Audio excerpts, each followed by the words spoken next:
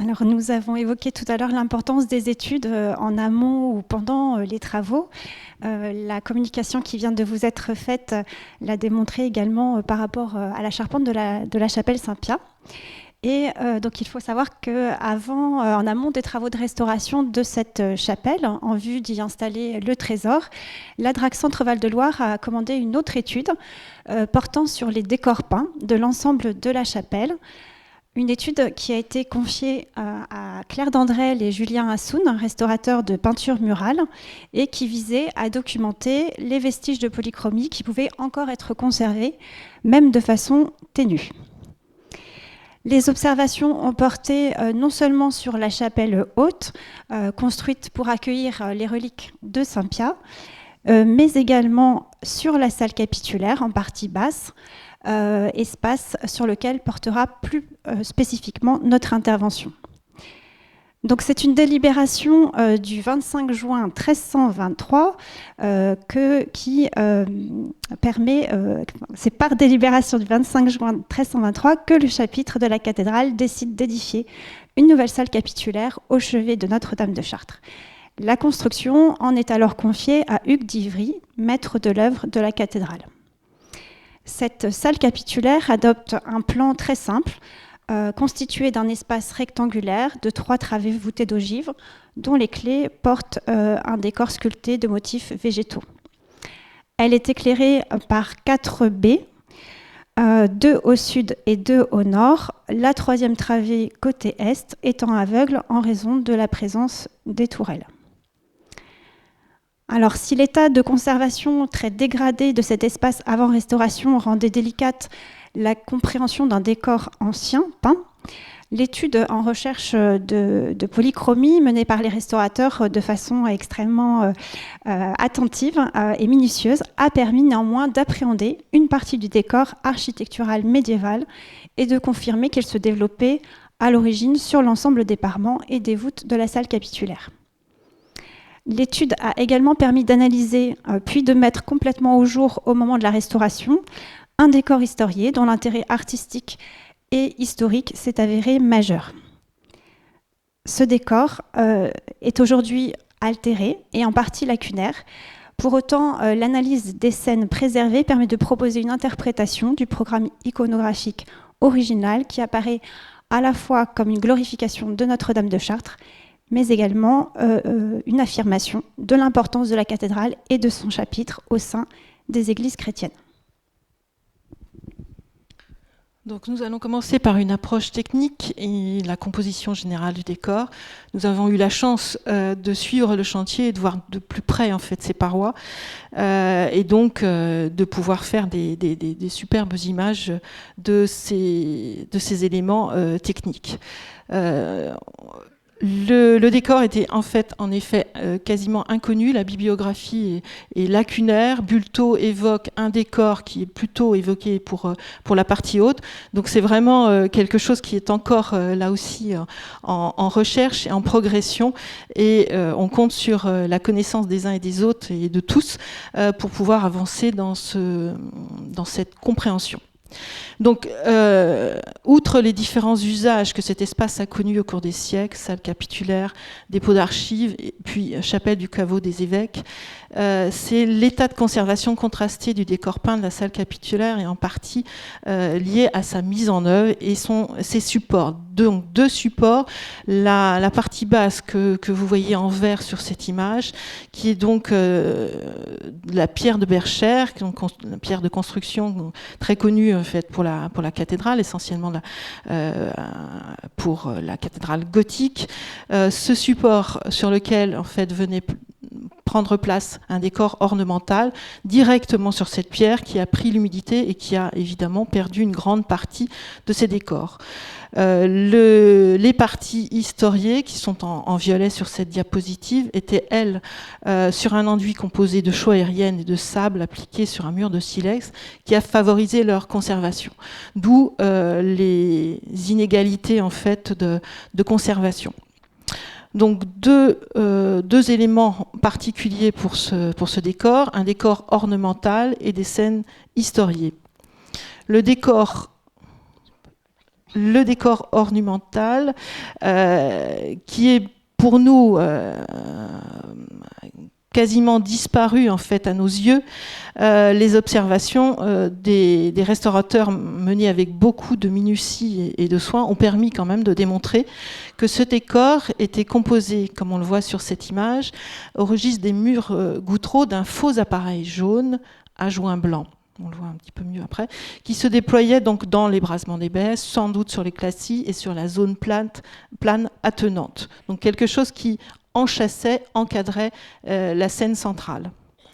De même que les monnaies nature et les clés de voûte étaient recouvertes de peinture, là on a des éléments traces qui montrent donc qu'on avait une alternance d'ocre jaune et ocre rouge qui permettait de souligner ces monnaies nature.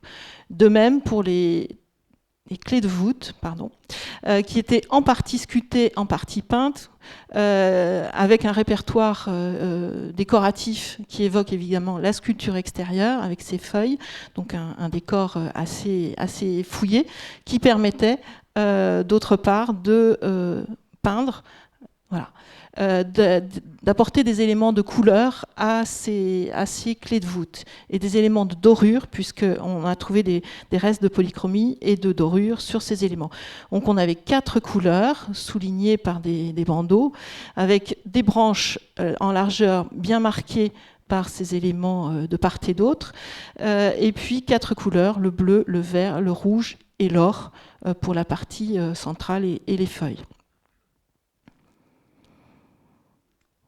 Voilà. Donc ce décor architectural venait donc encadrer des scènes historiées qu'aujourd'hui nous comptons en nombre réduit, 4 zones historiées, donc qui se répartissent sur 2 parois, mur ouest et mur est, pour les grandes scènes, et d'autre part, mur nord et mur sud, pour des images beaucoup plus réduites, mais beaucoup plus complètes aussi, et qui se trouvent au niveau du mur plein contre les tourelles. Donc un emplacement privilégié et qui permet, entre guillemets, d'augmenter le volume d'images, puisqu'il faut peut-être imaginer, ça on le verra dans un second temps, un décor sur les vitraux, enfin un programme vitré.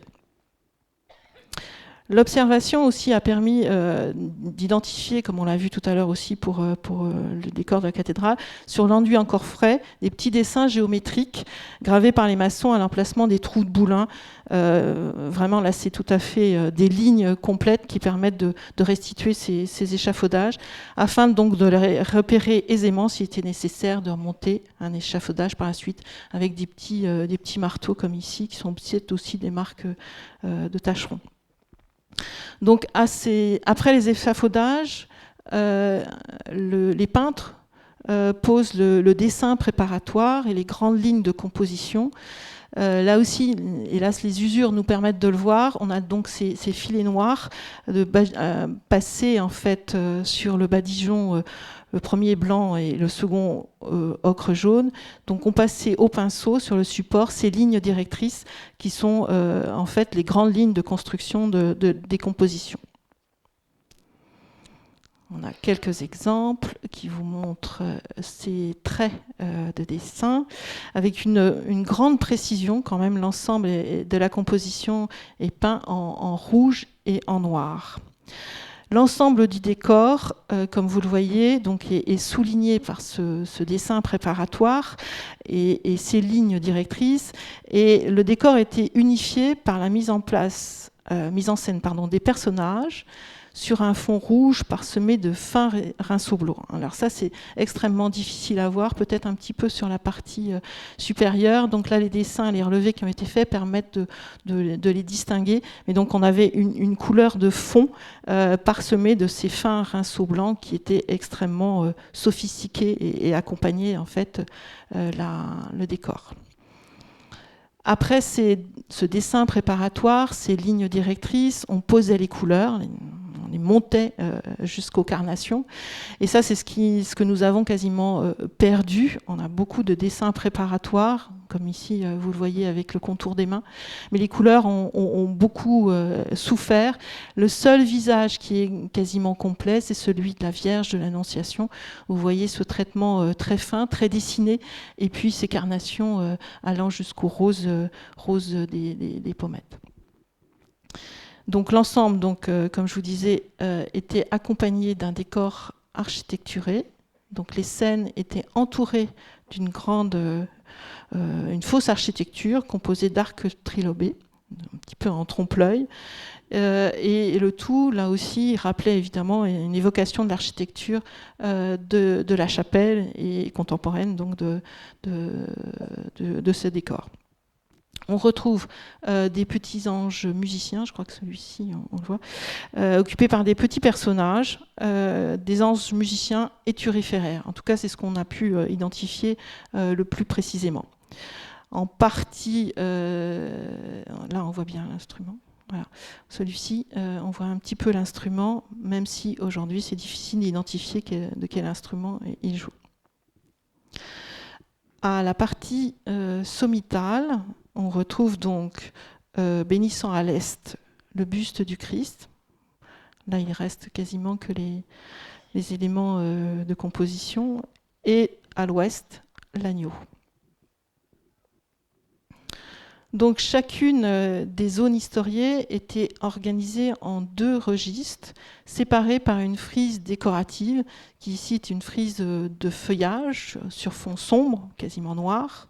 Donc une division horizontale très marquée, qui pouvait être aussi une frise évoquant l'architecture, avec ces feuilles retournées qu'on retrouve à la fois sur les clés ou à l'extérieur de la chapelle. Voilà, donc là c'est pour évoquer surtout ce que nous avons perdu en fait. Compte tenu de l'état de conservation des peintures, il est difficile aujourd'hui d'apprécier la qualité d'exécution originale du peintre, de ce grand décor peint. Les cornations donc, ont en grande partie disparu, à l'exception de certains visages, comme on vous montrait tout à l'heure pour la Vierge. Mais la force et la dextérité du dessin préparatoire qu'on voit ici démontrent la grande maîtrise du peintre, qui pour l'instant est complètement inconnu et qui reste à identifier au point de vue stylistique. Ça, c'est encore un travail qui reste à faire. Donc, tous ces éléments nous permettent quand même de penser que ce décor était d'une qualité esthétique remarquable et exceptionnelle. Tentons donc d'identifier maintenant le décor historié, puisque le décor ornemental, comme vous le voyez, est assez fugace. Donc le projet de restauration donc, a permis de restaurer l'ensemble du décor peint et surtout de dégager donc, tous les badigeons qui, pour certaines parties du mur ouest notamment, étaient à 70% couverts par ce badigeon. Donc la lecture des 2 registres semble permettre d'identifier un registre haut, beaucoup plus important d'ailleurs, quasiment 2 tiers, 1 tiers, dédié à la Vierge Marie, donc la figure tutélaire de la cathédrale, et un registre bas, plutôt dédié au chapitre de Chartres. Donc sur le mur sud, on retrouve l'Annonciation, cette très belle image en fait de la Vierge inclinée face à l'ange qui lui montre le doigt, qui lui montre avec son doigt, voilà, et qui est divisée par un très beau vase. Donc cette grande figure un peu serpentine, très fine, très maniérée, et donc là probablement donc sans souci une annonciation. Au nord, le couronnement de la Vierge dans les cieux, avec là encore une image avec 2 personnages seulement. Donc le Christ et la Vierge sont assis sur un très beau siège, comme un trône en fait, très décoratif, voilà, qu'on voit ici, alternant du noir et des tons clairs.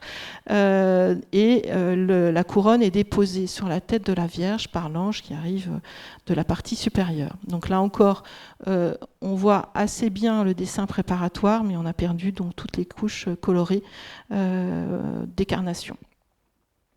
Donc ça, c'est un thème assez... Là, vous avez l'orbe du Christ qui est surmonté par une croix. Donc c'est un thème iconographique qu'on retrouve évidemment en peinture murale, mais également en sculpture sur les tympans des portails des cathédrales gothiques à Laon, Amiens, Reims et Notre-Dame de Paris, et dans les arts précieux comme l'ivoire et leurs favoris. Là, nous allons commencer avec une interprétation un peu plus délicate des deux autres scènes qui sont sur les murs pignons, mur est et mur ouest, qui permettent de développer des histoires un peu plus importantes. Et là, les relevés précis au trait nous permettent de dégager à la fois des formes et surtout une identification. Donc à l'est, on a 3 femmes tenant chacune un livre, qui s'avance vers un personnage alité, auréolé, et les mains en prière. Sa tête repose sur un coussin originellement bleu, garni de pompons frangés, et une forme triangulaire surmontée d'une croix est posée à son chevet, auprès duquel 2 personnes sont agenouillées. Ici. Donc là, la proposition que nous faisons est celle de la représentation du miracle de la mère du Sauveur, donc la guérison de l'évêque Fulbert, malgré la présence de l'auréole, évoquée hier avec le cas de Saint-Hilaire de Poitiers. Donc prélat qui vouait une grande dévotion à la Vierge Marie a notamment fait célébrer avec beaucoup d'éclat la fête de la Nativité pour laquelle il aurait composé 3 réponses. Ce miracle est notamment relaté dans 2 recueils. Le premier, intitulé Le Gracial, a été composé vers 1165 par le moine anglais Hadgar. Il traduit la version anglo-normande et rassemble divers miracles connus, déjà racontés notamment par un autre moine anglais du nom de Guillaume de Malmesbury. Donc Philippe en a parlé hier.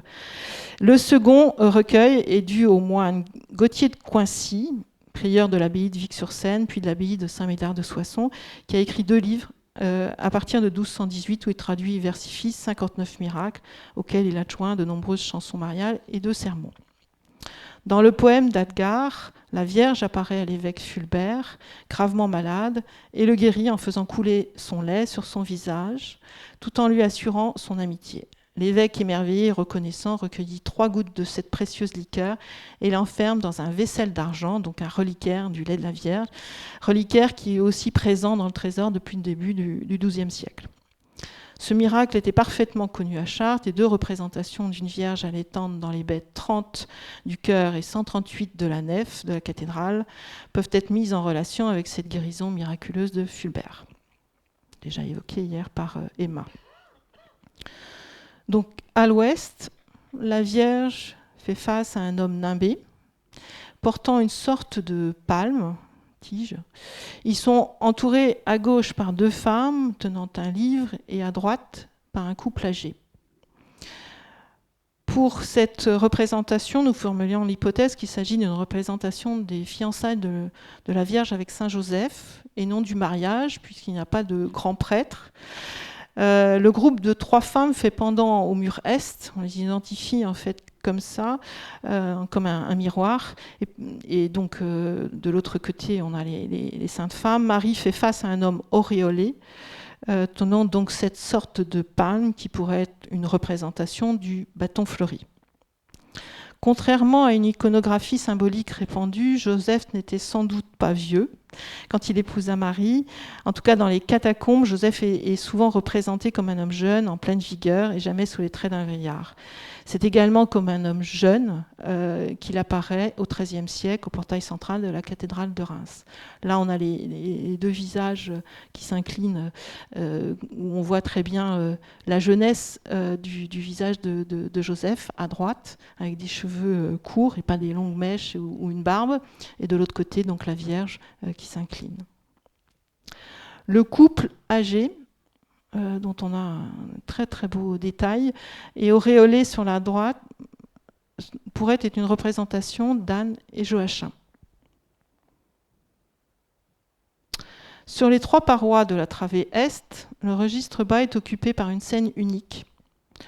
Au nord sont représentés 3 clercs, dont un chanoine, les mains jointes en prière, qui est ici, devant une châsse Alors ça, il faut nous croire. Richement décoré, posé sur un autel, en fait, voilà, et couronné de cierges, comme s'il y avait un système de brancard où on a déposé en fait cette châsse. Et deux éléments horizontaux pourraient servir à transporter cette châsse lors des processions. Au sud, la scène est très lacunaire, en dépit du très beau dessin, mais on distingue assez clairement un chanoine coiffé de lomus, donc cette coiffe doublée de fourrure, de forme triangulaire, qui est debout, devant ce qui pourrait être une architecture, c'est difficile, et deux personnages. Là, l'interprétation est encore délicate et même les hypothèses sont trop audacieuses. À l'est, la scène s'organise autour d'un ecclésiastique coiffé d'une tiare, dans lequel on reconnaît une représentation du pape, assis dans une niche architecturée et levant la main en signe de bénédiction. Il est entouré d'une assemblée de 8 cardinaux, assez caractéristiques avec leurs chapeaux, encadrés par des gendarmes, enfin, ce qu'on pense des gendarmes, avec des bâtons et autres éléments. Donc là, vous avez... Précédemment, on voyait la figure du pape avec la figure centrale et son col et ses dessins préparatoires. Et puis les cardinaux, là encore avec les grands chapeaux, des éléments du visage au trait. Tandis que les gendarmes, c'est beaucoup plus difficile à lire, voilà, avec des coiffures particulières. C'est vraiment en fait les parties basses avec les armes qui nous permettent d'évoquer, qui sont encadrées de ces gendarmes. Sur le mur ouest, le registre bas est quant à lui divisé en 3 scènes qui sont bien séparées en fait par des bandeaux verticaux. Le récit donc s'organise ici de la droite vers la gauche. Dans une première scène, Saint-Pierre, qu'on reconnaît quand même avec sa grosse clé, levant une main à l'index tendu, intime un ordre à 2 évêques. Dans la scène centrale, alors ils sont très, très bien conservés de ce côté-là. Ces 2 mêmes évêques, tournés dans la direction opposée, s'entretiennent avec la Vierge et un autre personnage auréolé. Enfin, la Vierge assiste à la construction de la cathédrale sous le regard d'un personnage auréolé, là encore tenant un livre et montrant l'édifice de la main. Donc avec cette représentation de la cathédrale, qui a été une vraie découverte pour les restaurateurs et pour nous-mêmes, donc on a une représentation inédite de la cathédrale en cours de construction, édifiée par 4 tailleurs, des petits personnages qui sont rapidement dessinés, maniant le taillant. Notre-Dame est reproduite, croquée avec une étonnante fidélité, en particulier sa façade occidentale, où le Christ bénissant règne sur la galerie des rois. Donc on fait une petite comparaison.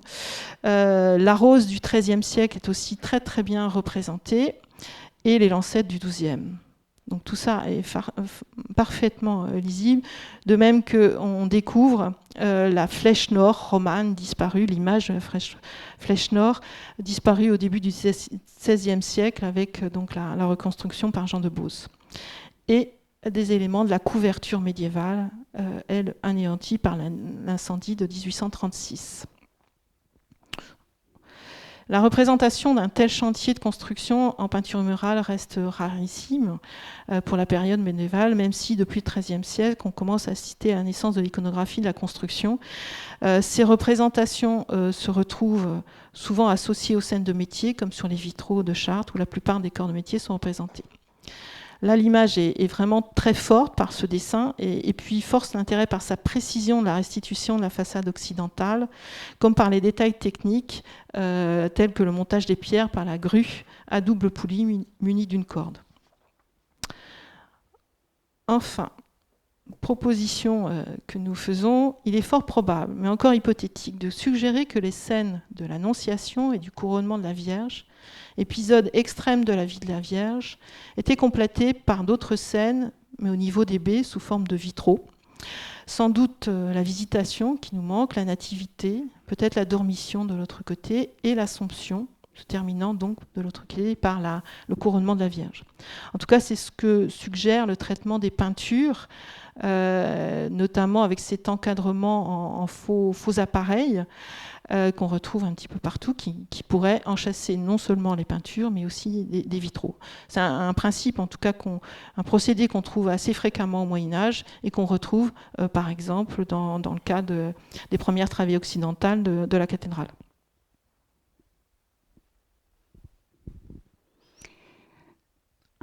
Malgré la perte d'une partie du programme iconographique original, des hypothèses peuvent, selon nous, être formulées quant à l'interprétation de ce décor peint de la salle capitulaire qui constitue une véritable découverte majeure pour la connaissance de Chartres et de son histoire.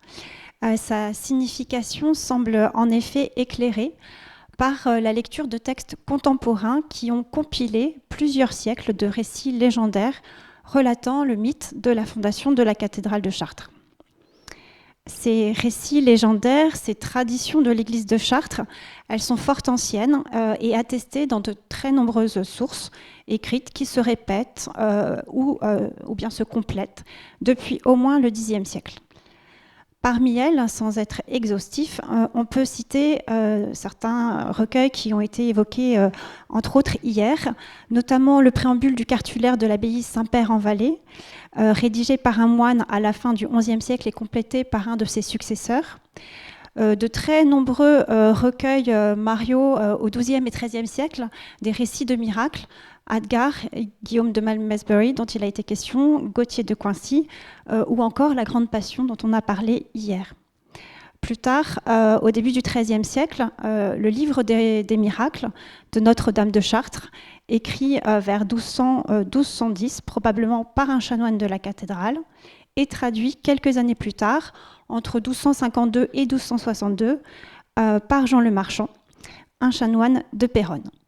Donc, comme en témoigne un petit peu cette liste, qui encore une fois n'est pas exhaustive, loin d'être exhaustive même, eh bien, ces sources, ces traditions de l'église de Chartres ont été régulièrement rappelées au cours des siècles et transmises par de multiples manuscrits.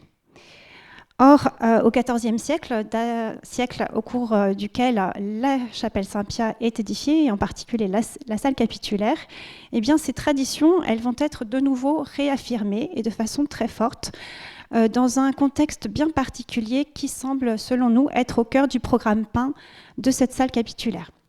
Ce contexte, c'est celui du conflit qui opposa, à partir de 1320, l'évêque Robert de Joigny au chapitre de Chartres. L'évêque demandait alors aux chanoines de fournir les preuves de l'exemption de juridiction spirituelle qu'il revendiquait face à lui. Consultés sur ce délicat sujet, 23 chapitres cathédraux du Royaume de France écrivirent alors au pape Jean XXII pour confirmer que le chapitre de la cathédrale était réputé ne dépendre que du siège apostolique, et donc pour appuyer ainsi l'exemption totale de leurs confrères. Alors, si cette consultation semble démontrer en creux qu'il ne devait pas exister de bulle établissant ce privilège, peut-être sans doute usurpé, pour autant, face à l'argumentaire implacable déployé par les chanoines, eh bien, l'évêque dut finalement renoncer à exercer sa juridiction spirituelle sur les chanoines de la cathédrale. Alors, pour l'analyse de nos peintures, ce qu'il est important de considérer, c'est la raison invoquée en faveur de l'exemption du chapitre de Chartres. Dans les nombreuses lettres des chapitres cathédraux datés de 1322, a été formulée de manière parfaitement explicite la notion d'élection du sanctuaire chartrain par la Vierge et fait plus remarquable encore de son vivant même. Histoire dont le fondement se retrouve par ailleurs dans d'autres sources du XIVe siècle que vous avez sur cette diapositive. Donc, dans ce contexte, les peintures du mur ouest de la salle capitulaire nous semblent être une mise en image qui est absolument unique à ce jour, puisque si on a de très nombreux récits, malheureusement, on n'a pas d'image associée, ou très peu, hormis quelques gravures qui nous mettent en image ces traditions de l'église de Chartres. Tradition, comme on l'a dit, à la fois très ancienne pour certaines, mais d'autres parfaitement contemporaines de la construction de la chapelle de la salle capitulaire, dont la décision de construction, rappelons-le, intervient en 1323 et donc qui peut difficilement faire abstraction de ce contexte troublé. Donc si l'on revient à l'analyse du décor du mur ouest que vous avez sous les yeux, eh bien, en partie basse, dans le registre bas, on reconnaît donc au nord, nous en avons parlé, Saint-Pierre, bien identifiable aux clés qu'il porte, mais également à la Thiers, qui envoie en mission 2 évêques dans lesquels il faut très probablement reconnaître Saint Savinien et Saint Potentien, les saints évangélisateurs de Sens, mais qui sont mis à l'honneur spécifiquement à Chartres dès le XIIe siècle et même avant. Au centre de ce panneau peint, les mêmes saints évêques s'entretiennent avec la Vierge qui, selon les textes contemporains, accepte la principauté de Chartres et se déclare sa dame et protectrice. Enfin, donc au sud, la représentation du chantier en cours de construction de la cathédrale célébrerait la fondation de l'église chartraine, du vivant même de sa protectrice, ainsi que l'évoquent les lettres des chapitres cathédraux de 1322 ou bien une autre source plus tardive en 1372, une chronique qui également rappelle que la Vierge était là lors de l'édification de son spéciale chambre sur la terre et qu'elle la vint voir. Alors si ce mythe de la fondation de l'église de Chartres, ici mis en image, a une origine qui demeure mystérieuse, il possède en revanche un support parfaitement bien identifié, un peu comme une pierre angulaire de ce récit de la fondation de l'église de Chartres. Ce support, c'est bien évidemment la relique, c'est une relique, une pièce de tissu de soie connue sous le nom de chemise de la Vierge, qui fut offerte à la cathédrale de Chartres par Charles le Chauve en 876. C'est ainsi que, d'une certaine façon, l'alliance éternelle entre la Vierge et Chartres a été comme scellée par le don de la Sainte Chemise, une relique qui, disent les textes, valoit plus qu'argent ne corps, notamment parce que portée par la Vierge, non seulement lors de l'Annonciation, mais également au moment de la Nativité, elle était le symbole finalement le plus tangible qui puisse être de l'incarnation du Christ, et par conséquent le signe du salut de l'humanité rendu possible par cette incarnation. Dans ce contexte, nul doute évidemment que la scène de l'Annonciation peinte sur le mur sud évoque tout à la fois ce mystère de l'incarnation, mais aussi la relique du voile présente à Chartres. Alors cette relique, touchée non seulement par la Vierge, mais aussi par le Christ lui-même lors de la Nativité, comme le rappelle le livre des miracles, eh bien, elle en tire une force particulière, ainsi qu'en témoignent les multiples grâces et miracles qu'elle prodigue à ceux qui honorent, servent et louent la Vierge dans sa cathédrale, au premier rang desquels se trouvent les chanoines. Donc ce sont ces miracles et ces grâces de la relique qui nous semblent être retranscrits dans le décor de la salle capitulaire, notamment sur le mur nord, avec cette figure de chanoine en prière devant ce qui est très probablement une représentation de la Sainte Chasse, ce reliquaire précieux réalisé par Teudon et qui abritait le voile de la Vierge du Xe siècle jusqu'à la Révolution.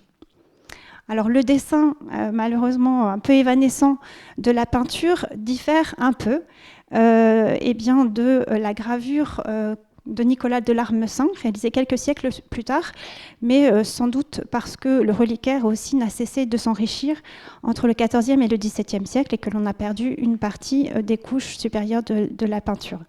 Pour autant, je pense qu'on peut reconnaître dans les motifs, notamment certains motifs circulaires décorant la chasse, une partie de ceux que l'on reconnaît également dans la gravure. Et donc on peut penser quand même que ce reliquaire renvoie parfaitement à cette sainte chasse parée d'or et de pierreries, connue par des descriptions anciennes et notamment par un inventaire dressé en 1353 par le chapitre. Pour conforter cette hypothèse, rappelons que cette scène fait face à celle de l'Annonciation, durant laquelle la Vierge portait le précieux voile. Donc la scène pourrait illustrer la prière quotidienne dite par les chanoines dans le chœur liturgique de la cathédrale, à proximité immédiate de cette relique insigne qui a été conservée dans le sanctuaire. Et elle évoque peut-être aussi l'une des vertus de la relique, qui est la protection contre les incendies. Plusieurs sources, dont le livre des miracles, évoquent ainsi en détail comment le reliquaire fut transporté et mis à l'abri durant 3 jours dans le caveau Saint-Lubin lors de l'incendie de la cathédrale romane en 1194. La scène placée sous l'Annonciation est malheureusement trop altérée pour en identifier le sujet de façon certaine, mais on reconnaît de façon évidente un chanoine dans la figure qui se tient debout à gauche en raison de cette coiffe un petit peu rectangulaire qu'on appelle une aumus. Néanmoins, son emplacement privilégié sous l'Annonciation et vis-à-vis de la scène précédente laisse penser que cette scène évoquerait également la relique du voile ou un de ses miracles. Alors pourrait-il s'agir de la réception de la relique lors de son don à la cathédrale? Pourrait-il s'agir d'un miracle, peut-être celui de la relique qui a été brandie en 911 pour faire fuir les troupes normandes? Malheureusement, il est impossible aujourd'hui d'arrêter une hypothèse définitive. Sur le mur est, en revanche, l'hypothèse de la guérison de l'évêque Fulbert nous semble assez probable. Elle constituerait un autre miracle lié aux grâces que prodigue la Vierge à ceux qui la prient et lui rendent hommage. De fait, il semble qu'à l'origine, la grâce de la relique fut spécialisée dans la guérison du mal des ardents, qu'on a évoqué hier. Donc notamment développée par Hadgar, la portée spirituelle de ce miracle n'a pas manqué d'être soulignée.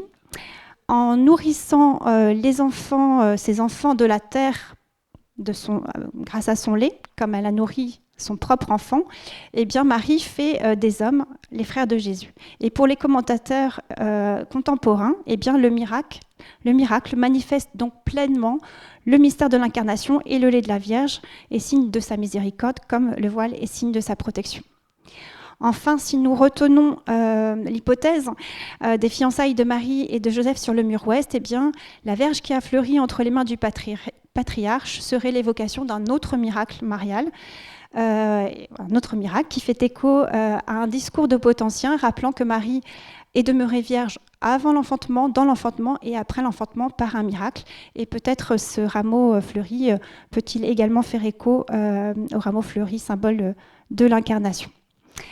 Donc en conclusion, il nous semble possible de dire avec un certain nombre de précautions qu'au cœur de cette salle capitulaire, qui est l'espace privilégié des chanoines, et aussi, rappelons-le, le lieu de conservation des archives du chapitre et probablement des manuscrits qui consignaient toutes ces traditions de l'église de Chartres, les Antiqui Libri Ecclesiae, eh bien, les peintures murales apporteraient ainsi en images, à ce jour unique, encore une fois, la preuve du lien particulier de la mère du Christ avec Chartres. Elles illustreraient l'élection divine et mariale de cette terre comme lieu privilégié de culte et de salut, et confirmeraient ainsi la primauté de son Église, la plus ancienne de la chrétienté, car fondée avant même l'incarnation du Christ. Tout ceci légitimerait la place spécifique de cette Église et de son chapitre, intermédiaires privilégiés de la Vierge, mais également leur puissance face à l'évêque. Située face à la figure de Saint-Pierre, la scène du mur est, qui est ici représentée, pourrait dès lors être une évocation des droits de juridiction spirituelle du chapitre face à ceux de l'évêque de Chartres, en rappelant que les chanoines relèvent directement du pape au spirituel, étant exempts donc de la juridiction épiscopale. Cette exemption à l'égard de l'archevêque de Sens, elle fut officiellement confirmée en 1350 dans une bulle de Clément VI, ce qui pourrait peut-être nous faire penser que le décor peint mettrait à l'honneur le pape en position centrale et ferait écho à vraiment ce contexte politique et historique très spécifique.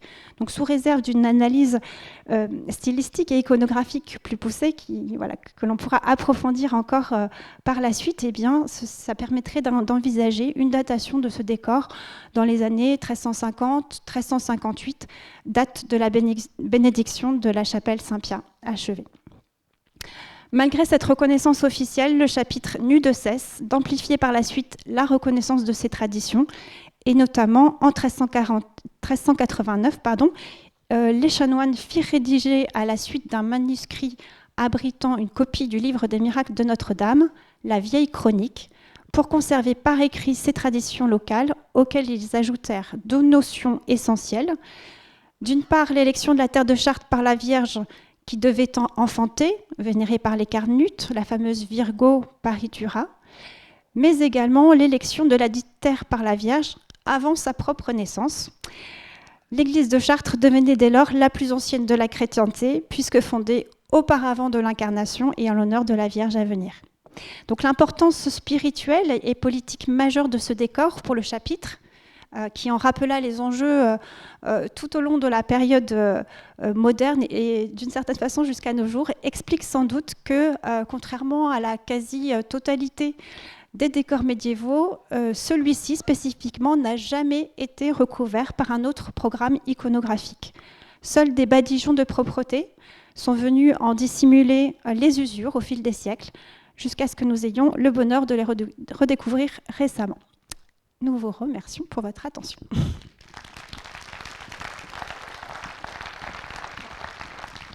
Bon ben, à nouveau, on tient à vous remercier pour cette magnifique communication. On peut associer aussi les restaurateurs qui ont fait ces relevés, et restauratrices extrêmement précis qui permettent de rendre ces scènes lisibles. Et voilà, la nouvelle, c'est que nous devons absolument libérer la salle et la rendre à son affectation de cinéma. Donc voilà, nous n'avons pas le temps malheureusement pour des questions. Voilà. À nouveau, merci pour l'organisation de ces journées.